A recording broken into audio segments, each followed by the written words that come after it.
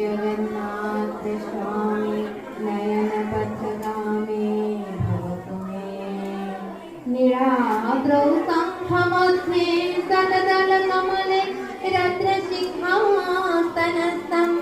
सर्वालङ्कारयुतं नवघनरुचिरं संस्कृतं जाग्रजेन भवे रथचरणयुतं।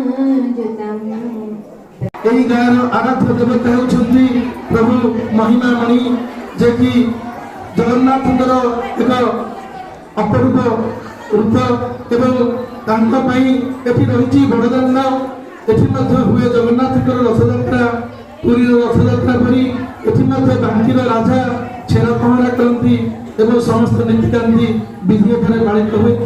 तेणु यही पवित्र श्रीक्षेत्र धाम को समस्त को पुणी थे स्वागत जनाऊँ आज।